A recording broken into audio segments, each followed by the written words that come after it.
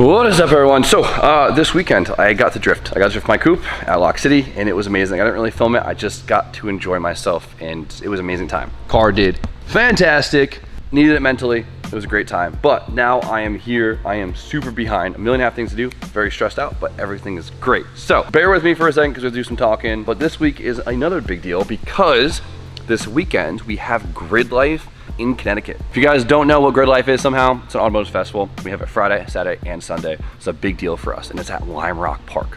Legendary racetrack that we're gonna be able to drift on, which is intimidating, but super exciting, and I have to get my coupe ready for that. When? I don't know, but I'll make it happen, and I'm very pumped for it, so stay tuned for that. But for now, I need to make a video. We've been doing a lot of wheel and coilover videos lately. I get it. It's a little repetitive, but I try really hard to get things to line up organically, and sometimes things just cluster. I mean, we still gotta do wheels and coils on the damn chaser. It's just part of the process. And to be honest, I like wheel and coilover videos because you see a big change, and it's pretty cool. Yesterday, with the little time I had, I actually put the coilovers on this car. You probably can't tell. I figured you guys didn't want to see that, so they're on there. Today, we are going to be doing a 2-part video, and this is not something I usually do. I hate doing 2-part videos, but I literally do not have enough time, and I do not want to miss a video. So today, we are going to be picking up the parts for my FD RX7. The parts that I showed you guys last week. Got a bumper, mirrors, wing, basically parts that will transform the entire look of the car. They are freshly painted. For now, I'm gonna shut up. Let's move a bunch of stuff around, neglect some responsibilities, and pick up some parts. All right, so I saw the parts in pictures. Looks ridiculous. The color, freshly sprayed, nuts. Looks like banana Laffy Taffy. Spot on or what? We're gonna find out. That's the hardest part, right? About to find out. This color technically isn't the OEM color, nor was it sprayed recently, so trying to match it is not an easy task. So we gave everybody Anthony the old wing. He gave it like a million different spray outs until it was spot on. And so, well, hopefully it matches. We about to find out. I can see the bumper from here. Oh. I'm telling you, banana Laffy Taffy. Spot on. It looks damn good. It looks damn good. You got the wing right here, right? Yep. We're gonna find out. We're gonna match it right now. Come on. And yellow is probably the hardest color to match. Difficult. Oh, wow. No panic, dude. That is crazy. That's really. Yeah, get it in the light. I don't think you guys understand how difficult it is to get this color to match like that. That's him. Anthony's the boy. Wow, he went crazy. The Gannies in yellow looks nuts. Now the last piece of the puzzle is the spoiler. Oh wow, the that big thing's reveal. So yellow, dude. Here. There she is. Look at it. Damn. Good stuff. Now it feels like it's part of the car, you know? Yeah, hell yeah. This color is so crazy. Laffy Taffy banana blinging. So today, since we don't have a lot of time, I'm gonna put these parts on, the mirrors and the wing. Doesn't sound like a lot, but that's a big transformation. Don't have time to do the bumper today, but we'll leave that for next video. And I also gotta get wheels on this thing. Whatever. So the only thing that's killing me right now is the fact that the car wingless is such a vibe. Like it is so good. Like wingless FDs, so good. Tommy does have a wingless hatch now. He said he'd sell it to me, so definitely grabbing that and painting it so we have it on ice, just in case we want to do the switcheroo. And besides that, honestly, the R1 front bumper, the more I've been staring at the car, literally just like this, I've fallen in love with it so much. Like the R1 bumper is great. It's simple. It matches the body lines really well. It looks like kind of period correct, and it's cute. I hate to say it, but that's probably the word. This thing is, it's cute. It's, what is it? It's cute. It's cute. Things can always look better, and honestly, I just want this car to feel like mine. So we're doing mods today. So, wing. Probably the most annoying part about installing a spoiler on anything is just figuring out where the hell it wants to sit, because usually you can kind of put it all over the place. But we're very lucky because 2 holes right here out of the 3 actually line up. Wing holes. Wing holes. So all we have to do is line those holes up, make a template to where to drill the 3rd one. See this big old thing right here? Little sharp thing poking out. Drill some holes. We're gonna take this. I'm just gonna just shove it on this stud right here. Little boom. See how that sits right there? Yep. Make up for the arch in the trunk that we're losing right here. So just a little bit of pressure right there. This forward, trunk, left. That one lines up. So does this one. Who would have thought? Nice. All right, so we measured 40 times and we have this bolted down like right in the middle. So what we're gonna do is we're gonna take the center punch. Satisfying. Oh, that was a nice one. Terrifying.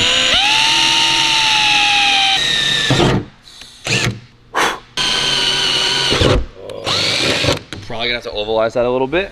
Like factory, eh? Like factory. OEM fresh. Look at it. Ovalize. How do they do that? With an ovalizer?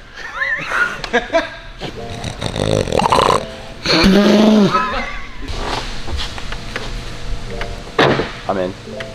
You gotta push on the, there we go. Nice. Wow, it matches. That was satisfying. Oh, yeah, that was... Can we do that again? All right, we're gonna use this just to seal the bare metal, because if there's bare metal, it will rust. And then, We don't want that. no, we don't want any of that. Perfect. Oh, that's so good. And luckily, we don't have to drill a new hole for this stud, because we can reach in here. Nice work, Mazda, you killed it. Oh, wow. So luckily, on each stud, there is a rubber grommet around it, so we don't have to worry about moisture there, but I really would like to get like a foam seal right here. Yeah. Like how a lot of OEM parts have. I feel like it should be there. But let's get this snugged up and get a good look at it. I feel like it's gonna be very unbalanced with just the wing. All right, so there's only one hole that is still showing, which I would really like to get these filled and blended eventually, but I just wanna get the damn car together, so we're gonna look at it. So, from the back first, come here. From the back, it is the best thing I've ever seen in my life. Look at it. It looks like the Red Sun's FD, doesn't it? But even though that was a Spirit, I'm pretty sure he had a Spirit R wing, not a 99 spec wing. I don't know who that is. Remember Initial D? I never watched it. It's been a long time. Seen Initial D? Nope, refuse. What the frick? Okay, right here, love it. Big wing guy. It makes the rear ends look. It looks good back here. Looks good. It doesn't look as unbalanced as I thought it was gonna be because you have that big front lip on there.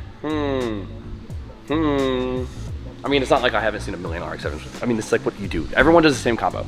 99 wing or Spirit R wing, 99 front, feed side skirts. It's like whew, the recipe, right? It's like putting Type X or Spec R Aero on S15.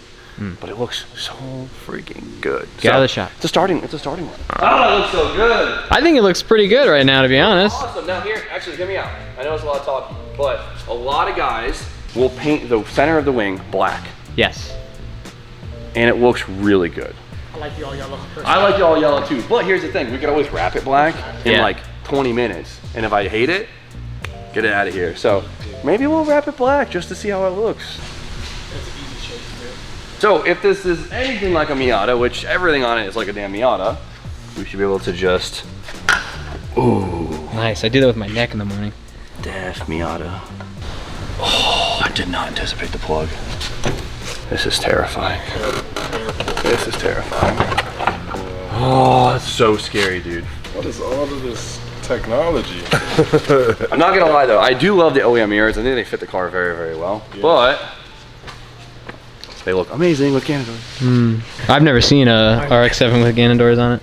It's so good. Is it? Yeah, because the body's sleek but round. Gannon doors are sleek but round. Whoa. I'm like an RX-7. Since these mirrors are electric, it has a harness for it, which is super cool.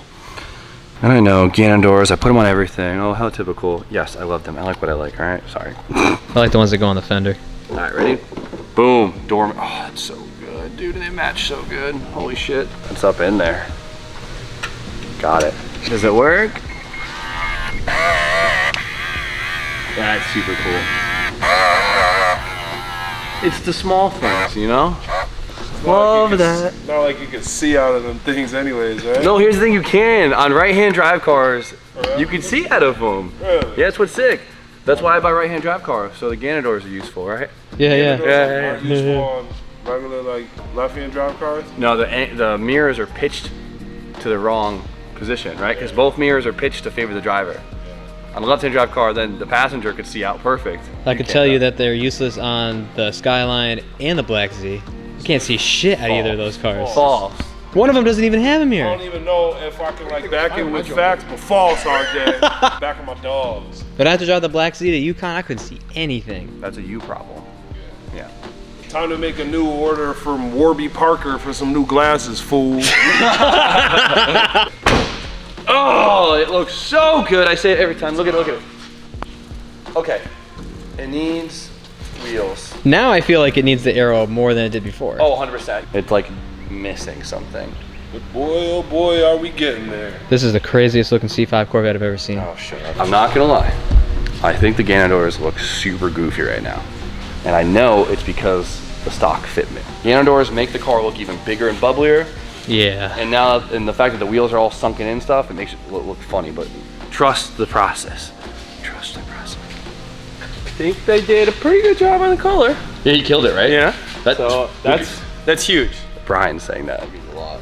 It's just on this color, it's gonna be so hard. Killed it though, right? Any tiny drop will make the biggest difference on this color. Oh yeah. You know what I mean? So trying to figure out that little bit of black or that little bit of brown or whatever. They're pretty good. That's good. Anthony killed it. We roll it back for your B-roll purposes.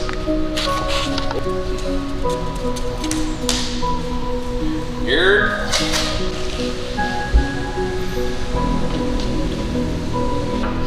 Do they got any bolts swapped at all? No bolts.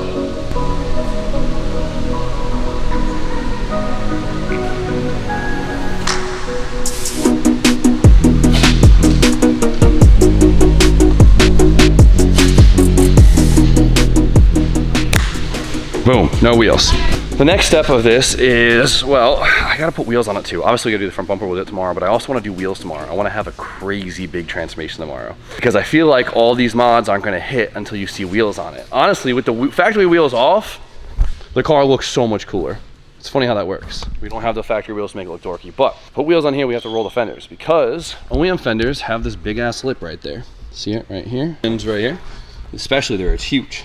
So when you run aggressive wheels, when you hit a bump, that lip hits the tire or the wheel, whatever's in the way, right? That being said, you could damage the metal, you could definitely damage the paint, and it's terrifying because if I did any of that, I'd be terrified. And I usually don't care. I usually get a hammer and I get right to town, and I've always had good luck, but this is one car that I am not taking chances. So I'm gonna pull the B-Haul card here. Roll the fenders. Brian did it as a side gig for a very long time. He's very good at it, and he really knows how to do it without chipping the paint and distorting the metal. He showed me a thing or two, so he might tap me in if he gets a little tired too. Nope. Love you, Steve, but not that much. Fuck off. All right, so a lot of guys like to completely pinch the lip, right? Which is fine, max clearance, whatever. But what sucks about that is you kind of lose a little bit of structure and integrity in your fender, since that curl, that arch, is kind of what gives it strength, right? Because it's super thin metal. For me, I don't really like to necessarily squeeze them all the way together. I kind of just like to aggressively arch them. There's still like that arch structural factor there, right? That makes sense. Heat the paint so it don't crack. Yeah, man. You have to heat the paint. I usually put it, like, I don't know if it's right, but I usually put it right to where it hurts to touch. Yeah, that's probably right. Yeah. You want it like 130, 150 degrees at least, probably. Fahrenheit.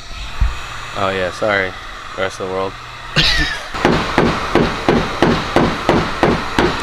As you can see, Brian is using a rubber mallet. Yeah.